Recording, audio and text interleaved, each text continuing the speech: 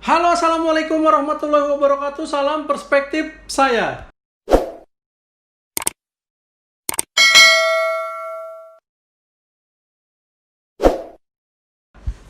Teman-teman, kali ini kita bukan mau reaction lagu atau podcast atau mewawancara orang, tapi saya ingin menginformasikan beberapa hal mengenai perspektif saya.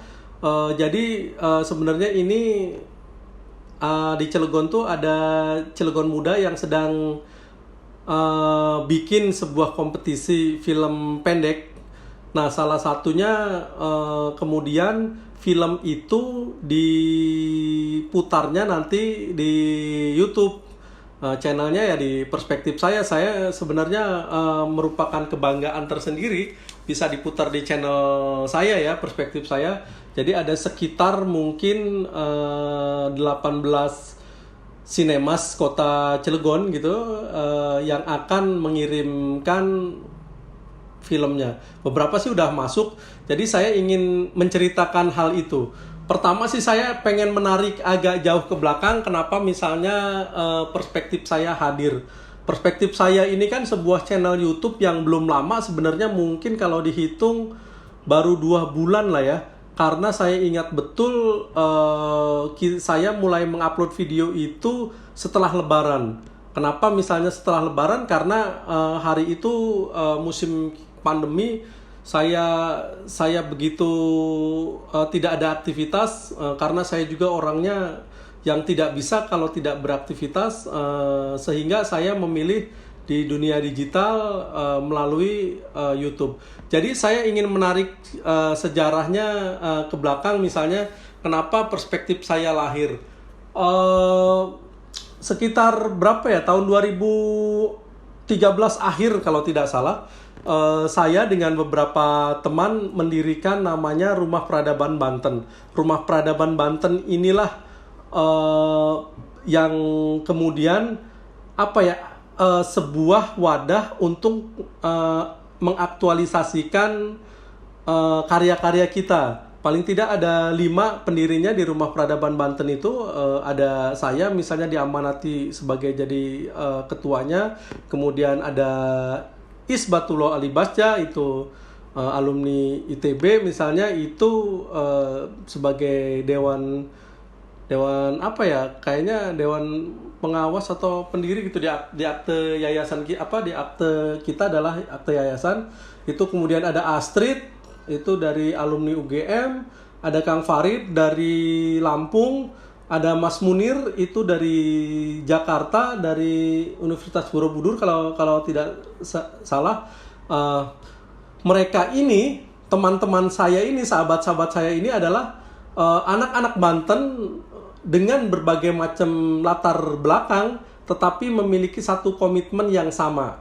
Satu komitmen ingin melihat, ingin memastikan atau ingin berbuat banyak, bagaimana Banten ke depan itu kitalah yang menjadi motor dan menjadi pelakunya.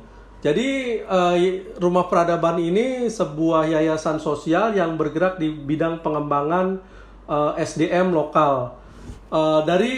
Dari cita-cita itu, kemudian program pertama kita adalah kita memberikan beasiswa pendidikan ke anak-anak mahasiswa asal Banten yang kuliah di ITB. Jadi hari itu program pertama kita tahun 2014, kita banyak ngomong, banyak silaturahmi kepada senior-senior kita. Kebetulan ada seniornya sahabat saya melalui IA ITB chapter Banten, itu memberikan program untuk beasiswa anak-anak Banten yang kuliah di ITB. Kenapa misalnya ITB? Sebenarnya harapan kita hari itu anak-anak Banten yang berada di berbagai macam, paling nggak 5 universitas terkemuka di Indonesia misalnya. Tetapi hari itu kita memang mendapatkan sponsor dari ITB sehingga lebih mengkerucut, lebih spesifik anak-anak Banten yang kuliah di ITB. Kemudian kenapa ITB? Sebenarnya juga ada semacam harapan ya, ada semacam harapan misalnya di Banten, di Cilegon khususnya misalnya itu iklimnya industri. Para pimpinan, para pemegang kebijakan di dunia industri, apalagi BUMN gitu, salah satunya adalah banyak alumni ITB. Sehingga harapannya efek domino itu bisa sampai dan kelak kita berharap dari teman-teman yang kita berikan beasiswa itu bisa juga menularkan, mendedikasikan untuk adik-adiknya kembali. Nah, dari sanalah muasal Rumah Peradaban Banten kemudian bertemu banyak sekali aktivitas, banyak sekali orang-orang. Dari program itu kemudian kita terpilih mendapatkan beasiswa dari 1% Foundation. 1% Foundation untuk short course di Yongnam University di Korea Selatan di Daegu. Tahun pertama saya yang berangkat, tahun kedua ada teman sahabat kita, pendiri juga, Isbatullah Ali Basja. Nah, dari Yongnam saya belajar Semaul Undong, misalnya belajar gerakan membangun desa sesungguhnya. Itu adalah salah satu kunci sukses negara Korea untuk bisa maju negaranya gitu ya. Konsepnya sederhana sebenarnya, dan kita punya negara Korea mungkin tipologinya atau paling tidak dijajahnya sama terakhir misalnya oleh Jepang, dan merdekanya beda sehari gitu ya, beda sehari dengan Indonesia. Nah, salah satu kunci sukses negara Korea yang saya pelajari di Yongnam University dengan programnya Semaul Undong adalah gerakan membangun desa. Jadi konsep dasarnya, jika setiap desa dikembangkan, dimandirikan, potensi daerahnya di dalam skup desa itu bisa di-up, maka kota akan sendirinya bisa terangkat gitu ya, bisa dengan maju. Nah, konsep inilah yang sebenarnya kita punya. Kita misalnya punya konsep gotong royong.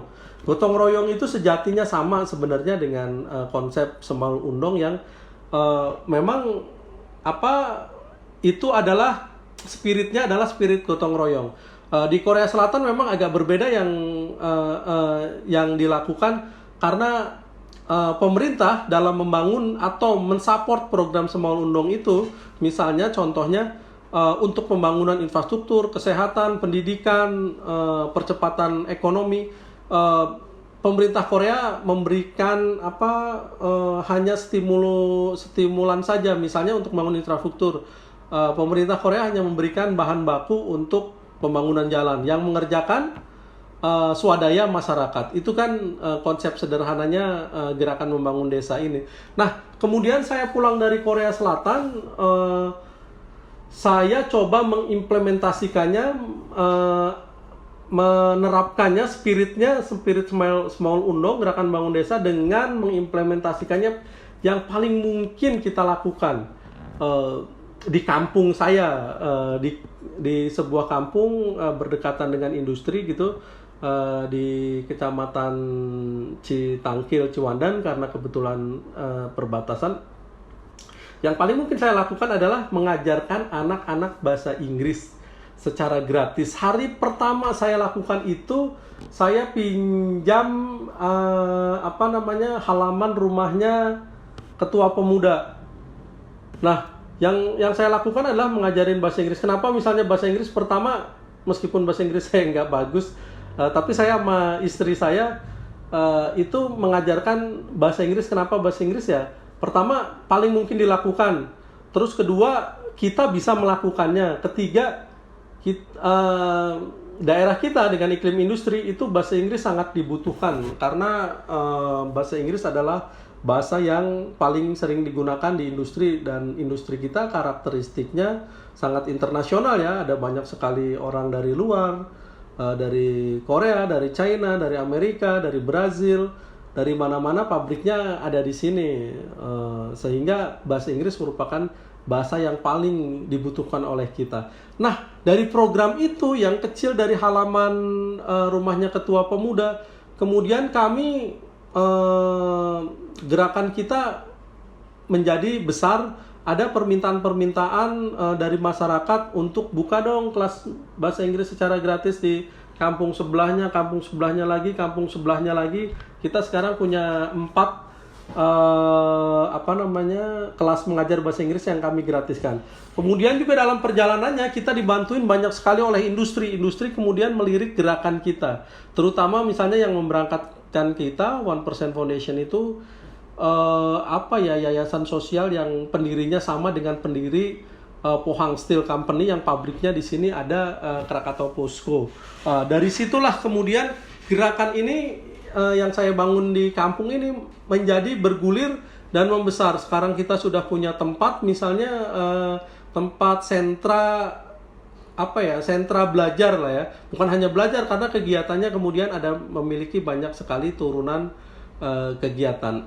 Dari kegiatan belajar itulah kemudian turunannya di kemudian hari saya ada dapat program kelas bahasa Inggris. Gurunya ada dari Korea. Bahasa Korea gratis. Gurunya ada dari Korea, misalnya kesini setiap minggu kita belajar bahasa Korea. Lalu kemudian turunannya juga kita dapat program kelas mendongeng, ibu-ibu parenting, pemberdayaan PAUD, kemudian festival anak. Kegiatan itu kemudian tumbuh dan Rumah Peradaban menjadi semacam ruang publik. Di sini banyak sekali aktivitas, bahkan ada beberapa aktivitas yang terkait semacam pelatihan tenaga kerja sebelum tes. Kita kerap mengadakan tryout kerja di sini dan itu dilaksanakan atau diinisiasi oleh kami dengan disponsori oleh industri. Teman-teman, agar kita kelihatan santai, ngopi dulu. Saya agak bersemangat kalau menceritakan soal Rumah Peradaban ya.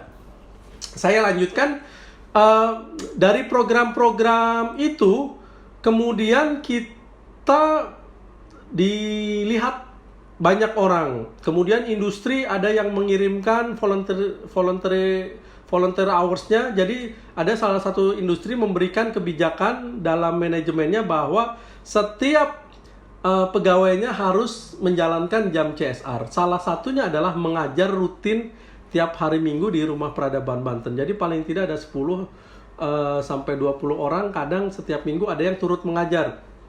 Karena kemudian banyak sekali anak-anak yang belajar di sini. Tidak hanya di situ sebenarnya harapan saya. Saya lahir dan besar di sebuah kampung di mana kemudian kampung saya adalah menjadi sangat dekat sekali dengan industri. Saya paham misalnya kultur yang berkembang, sehingga saya kira saya butuh, atau misalnya kalau di kampung saya nih, kalau ada ngelihat orang asing itu masih dianggapnya bahwa orang asing itu serbawah. Kadang kita sungkan, kadang kita minder. Ini padahal mereka sama. Ini yang kemudian saya rasakan gitu, dan ingin saya perbaiki, bahwa orang asing, orang manapun, warna kulit manapun itu sama kalau kita mau belajar gitu ya. Nah, kemudian saya memang memiliki muatan itu.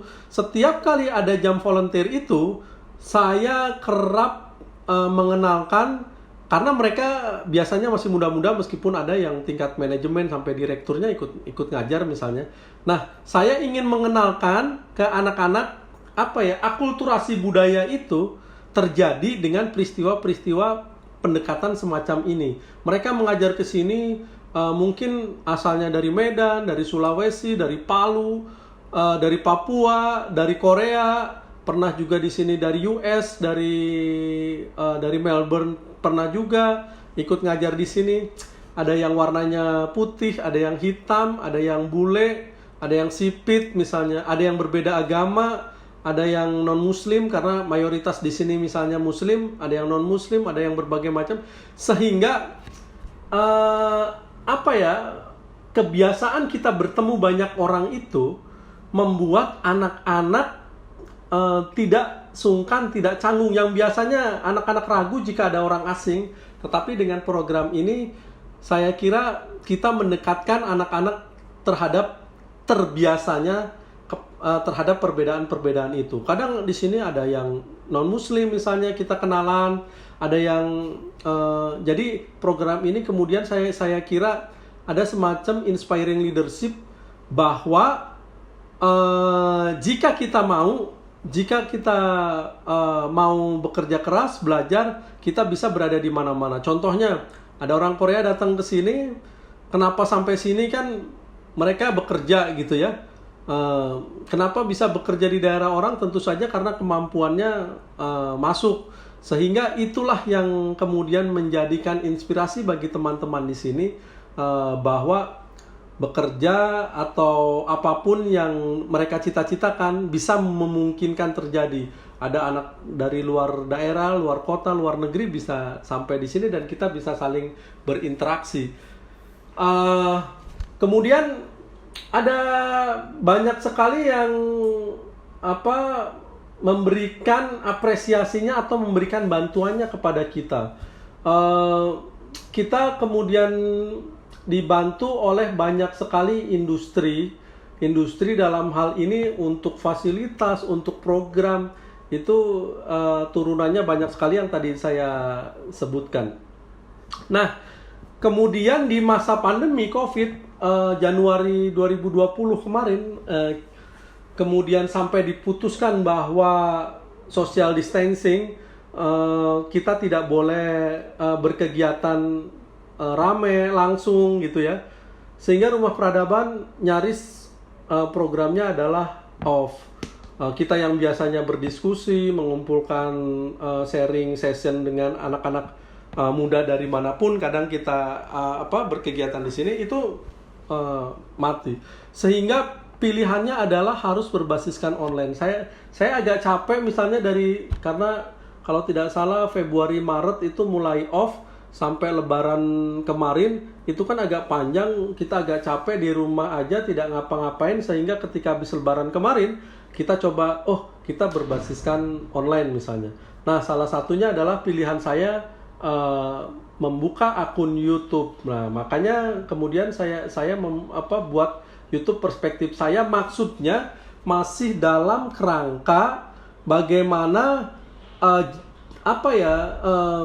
SDM lokal yang memiliki kemampuan itu kita bisa angkat, bisa ditonton banyak orang. Jadi saya pertama itu mewawancara ada lokal hero misalnya, orang yang memberikan inspirasi dalam skala kecil sekalipun di kampung-kampung. Ada pengamen, ada Mang Ade misalnya yang mengamen orang kampung sini, tetapi ngamennya sampai kota mana-mana, sampai Aceh, sampai Madura gitu ya, dia ngamen sampai jauh. Nah, kemudian ada Nurholis yang membuat peduli dengan lingkungan, membuat Wuniwood misalnya. Kemudian ada Kang Muhib yang mengembangkan juga gerakan membangun desa, yang dia lakukan adalah membuat sawah-sawah dijadikan taman rekreasi yang layak untuk anak-anak. Ada hal-hal kemudian belakangan misalnya saya banyak videonya Betran Peto Putra Onsu misalnya ya, itu saya kira merupakan satu pilihan yang bahwa Betran Peto menjadikan sebuah inspirasi bagi anak-anak seluruh Indonesia bahwa jika kita memiliki kemampuan pasti ada jalannya, dan Betran Peto merupakan inspirasi itu di sisi lain ya. Nah, dari situlah kemudian saya berpikir bahwa saya bikin YouTube dan saya kasih nama Perspektif Saya. Nah, kenapa misalnya kemudian ini dijadikan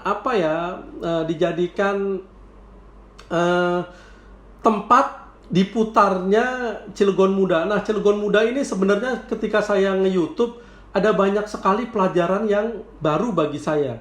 Misalnya, ternyata di dunia YouTube yang setiap hari kita kemudian setiap hari kita tidak bisa lepas dari YouTube. Orang ibu-ibu sekarang di rumah udah main YouTube aja tuh nonton. Dari situ yang tadinya saya berpikir bahwa main YouTube itu pasti akan ditonton, ternyata tidak juga. Hal bagus, hal yang layak saya kira untuk ditonton juga ternyata penontonnya rendah. Nah, kemudian saya banyak sekali ngobrol dengan teman-teman YouTuber, sehingga kita anak-anak YouTuber ini yang suka bikin video pendek, kadang menceritakan kemampuan potensi tertentu di daerahnya, itu kadang kurang diberikan ruang atau apresiasi, sehingga saya bertemu dengan anak-anak muda yang kreatif itu, saya bikinkan komunitasnya, ayo kamu bikin Cilegon Muda Kreatif, dan event pertamanya adalah competition short movie 2020, dan itu temanya soal kota Cilegon. Nanti kita lihat di channel Perspektif saya, mulainya mungkin besok kali ditayanginnya. Nah, itu sebenarnya teman-teman pengantarnya kenapa channel kita kemudian dijadikan salah satu buat pemutaran kompetisi Cilegon Festival. Tetapi yang ingin saya sampaikan adalah ini merupakan karya saya, beberapa lihat filmnya, ini merupakan karya-karya terbaik anak muda di ujung barat Pulau Jawa misalnya, dan ingin menceritakan sesuatu agar ditampilkan, agar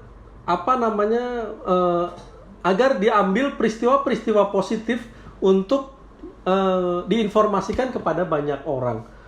Saya kira anak-anak muda ini ada yang berbeda dengan cara pandang, karena kita ini biasanya nih generasi milenial gitu, generasi muda yang seniornya, kemudian para orang tua, cara berpikir, cara melihat sebuah persoalan itu sangat berbeda jauh.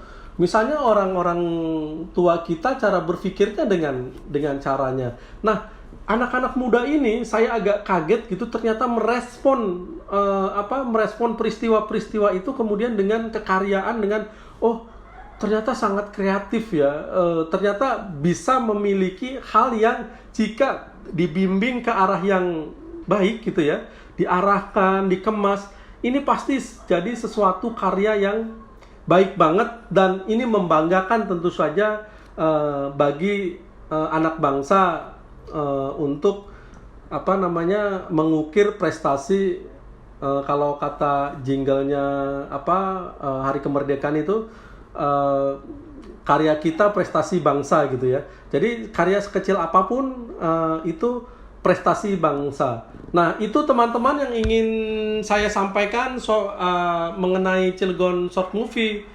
2020 competition ini.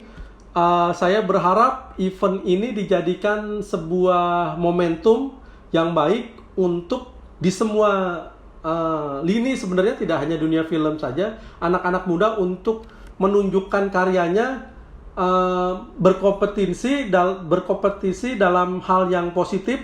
Ayo kita melihat atau mengarahkan kemajuan bangsa kita dengan kreativitas dan karya-karya. Itu saja teman-teman, klarifikasi saya atau ungkapan saya soal channel Perspektif saya juga. Itu ya teman-teman, terima kasih. Kita nantikan nanti besok akan kita tayangkan, ada paling enggak 18 atau 17, saya tidak tahu, belum ada yang cancel sih sebenarnya, tapi paling enggak 18 film pendek karya anak-anak bangsa itu bisa diputar di Perspektif saya. Terima kasih, salam Perspektif saya. Banyak ya.